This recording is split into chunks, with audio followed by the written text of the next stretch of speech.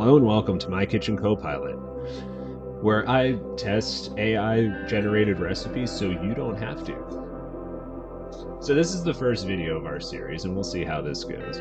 But I decided to start off easy, use Microsoft CoPilot as my AI agent of choice, and fed it the instructions that I wanted it to come up with a recipe for a sourdough and rose sugar cookie. Now, as some of you might imagine, there is a little bit of a problem with that prompting because it ends up translating to sourdough and rose sugar cookies, as opposed to a rose and sourdough sugar cookie. And that becomes pretty apparent right off the bat. So we start off with some dried rose petals that I tried grinding in a mortar and pestle. Did not work. Added a little granulated sugar to give a little bit more coarseness, hoping that that would help break it up a little bit finer. That also didn't work. So then I threw it into a blender. That also didn't really work, but it did work better than the mortar and pestle. I put it back into that just so that it would look a little fancier for the video, but yeah, not the way that I went about it. So then I added the rose mixture back into the remaining granulated sugar, gave it a good mix, added some rose water, mixed it all up, and set it aside to dry. I actually ended up really liking this combination and what it was used for later on, so I decided to actually use the exact same sugar because I had some extra in my version of these sugar cookies. So I guess technically that's a point for AI, but it's more about the aesthetic in person as opposed to the actual flavor.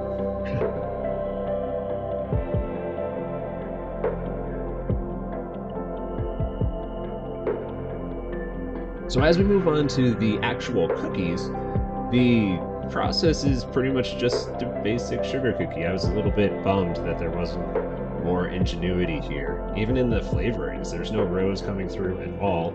We start off with some room temperature butter that's cut into cubes, throw them in the bowl of the KitchenAid, and start mixing. To that, since we're just whipping our butter, we're of course going to add some granulated white sugar and cream those two components together until they're well combined.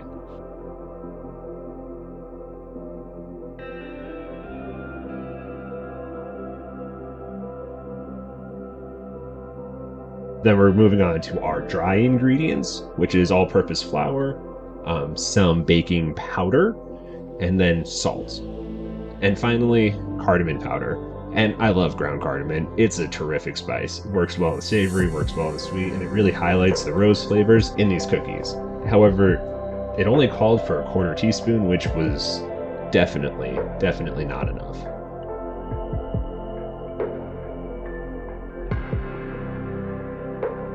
So give those a whisk to combine and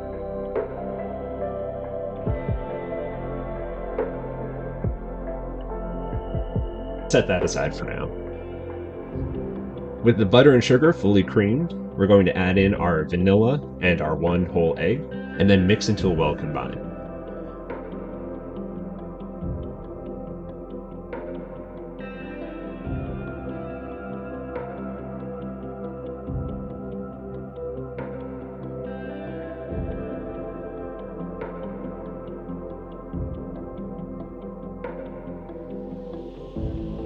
At that point, we're going to take our sourdough starter and dump that in as well and cream it together. So it's just supposed to be adding a little bit of tanginess to the final cookie. No lift. The leavening's all coming from the egg and baking powder. Once it's fully incorporated, we start adding our flour mixture in about halves to thirds, whatever you're more comfortable with. Just don't dump it all in at once. And you should be left eventually with a kind of sticky dough.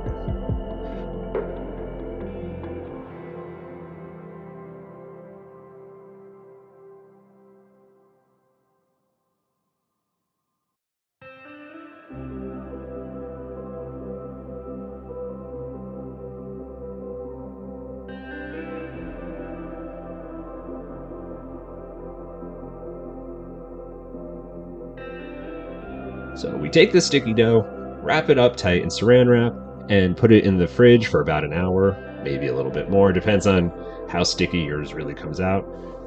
And I'm talking like you're going to make this. Probably you're not. It's not worth it. Spoiler alert, sorry, but it's not. they're mid cookies at best. But assuming you're making it, you will be putting it into the fridge at this point after wrapping it tightly into a nice log and letting it firm up.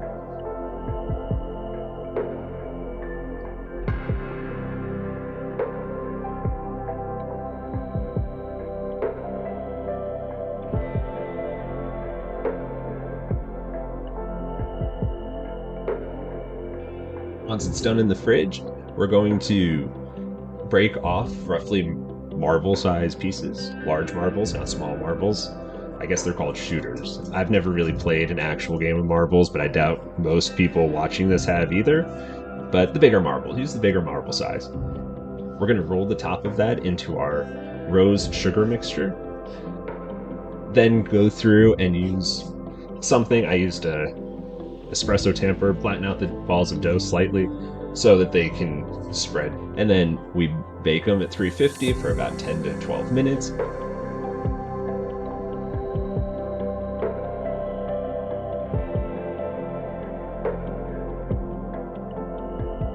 And boom, cookies. You can get that sourdough flavor. Absolutely could have had a little bit more rose. Please be sure to like, subscribe, and share.